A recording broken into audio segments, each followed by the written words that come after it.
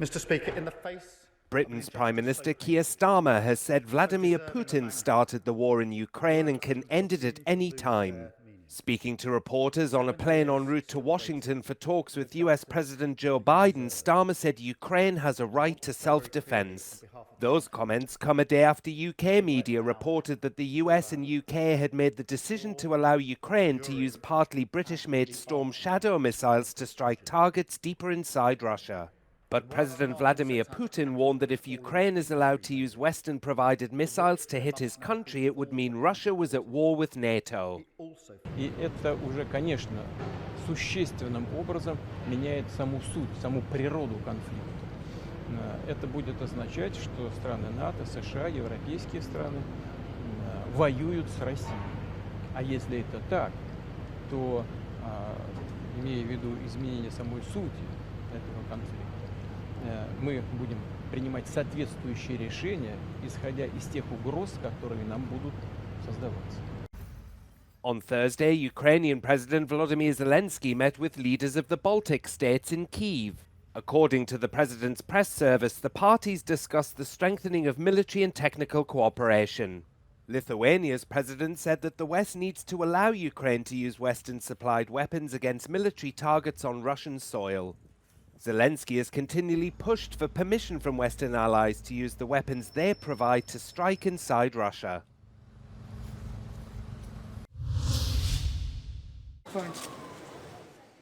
Austrian security forces have carried out raids against alleged Islamist extremists in the run-up to the 23rd anniversary of the 9/11 attacks in New York.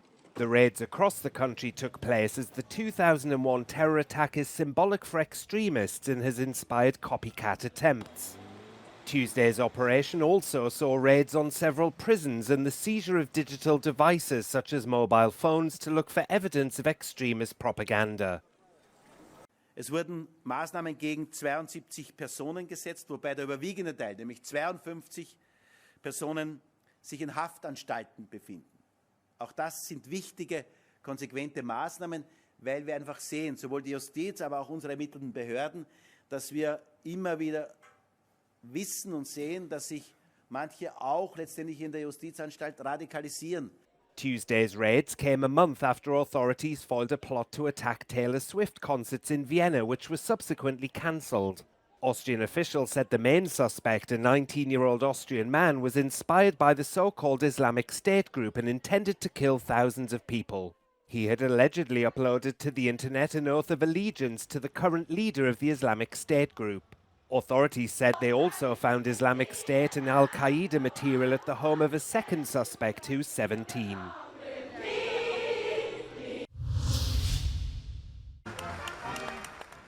The Dutch King and Queen have attended an event with World War II veterans to mark the 80th anniversary of the country's liberation from German occupation.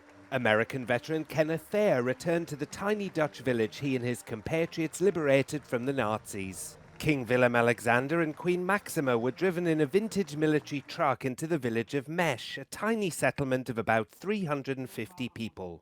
American troops from the 30th Infantry Division, known as Old Hickory, were among the Allied forces that liberated parts of Belgium and the southern Netherlands from German occupation in September 1944.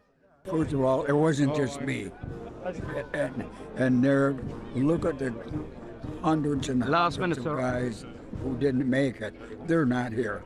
Thayer was one of the guests of honour at the Mesh commemoration, which begins nearly a year of events marking the anniversary of the country's liberation. Residents of Mesh were among the first Dutch citizens to taste post-war freedom at about 10 a.m. on September the 12th, 1944. That's when Thayer and other American infantry troops crossed the border from Belgium.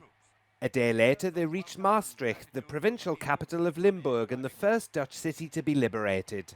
It would take several more months for the whole country to finally be freed.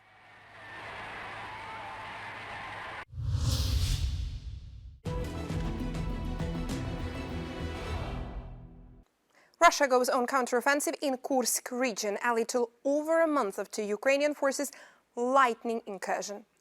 The size, scale and potential prospects of the operation are unclear and the situation remains fluid as of today, but let's take a closer look at where the movement is. As per the available information, the counterattacks started along western edge of the Ukrainian salient. Here, this is this area in red, and they're also reportedly trying to advance from a few axes from the north, northeast and west. These are these yellow areas here. Now, look at this area here, west of Snagost. This is where Ukrainian forces reportedly began new attacks against Russian counteroffensive.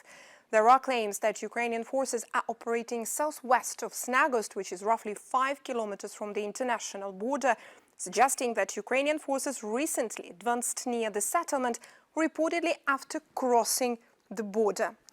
Russian Ministry of Defense and Russian mill bloggers claim that those Ukrainian attacks have been repelled, but it is unclear how much force Ukraine has committed to the reported counterattack.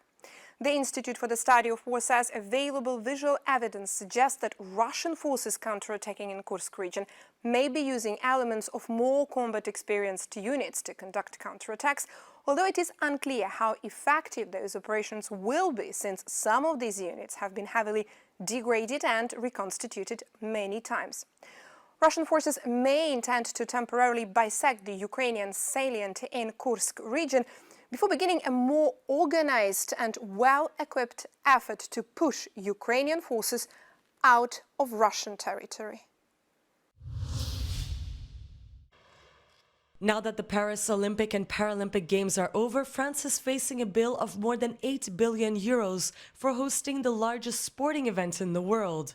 If the final cost stays that way, Paris will host the cheapest summer games in decades. The previous edition in Tokyo in 2020 cost more than 12 billion euros.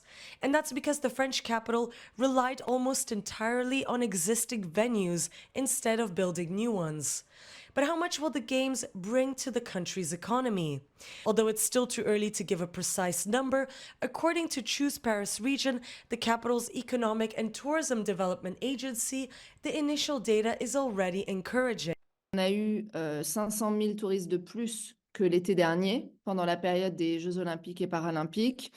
Et donc, ça, forcément, c'est des retombées économiques certaines. Il y a plus également de touristes internationaux que ce que nous avions anticipé. Donc là aussi, c'est une clientèle qui dépense davantage. Et donc, mais on attend encore les retombées économiques exactes. According to the Center for Law and Economy of Sport, the event could produce between 6.7 billion to 11.1 billion euros in financial benefits for the Paris region, but the exact numbers will only be published in a few months. These benefits could also produce ripple effects in the long run. Les retombées à venir, il y a des perspectives assez encourageantes puisqu'on voit une hausse des réservations aériennes de plus 7% en octobre, plus 6% en novembre qui arrive par rapport à 2023, alors que l'année dernière était déjà très positive puisqu'on avait eu la Coupe du Monde de rugby. Donc ça va avoir des retombées économiques extrêmement bénéfiques pour tous nos acteurs du tourisme, même ceux qui n'ont pas l'impression d'en avoir pleinement bénéficié cet été, mais les chiffres globaux sont positifs, plus 15% de fréquentation touristique sur la période des JO. On Tuesday, the Bank of France confirmed its forecast for the third quarter, with growth in economic activity estimated at around 0.4%, in part thanks to the Paris Olympics.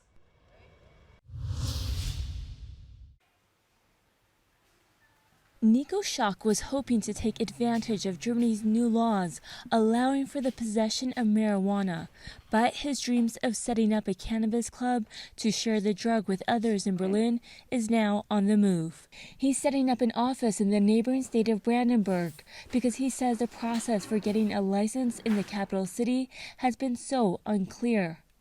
I think that a lot of clubs are like very unsure now because the requirements are very high, and that they still wanted to wait maybe to have like a clear situation and to know that the application will be also like positive.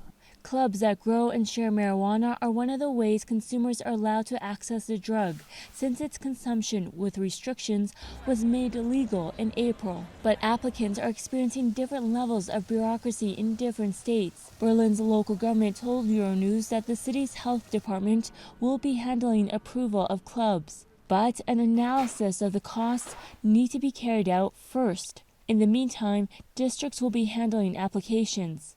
The slow process for clubs is a special hindrance for users in Berlin, which has a significantly higher use of the drug compared to the national average. A 2021 survey found that more than half of Berliners have consumed cannabis at least once. Proponents say the challenges could push users to illegal sources. A lot of people that were going to set up felt like that it was too bureaucratic, so they decided not to set up cannabis cultivation associations.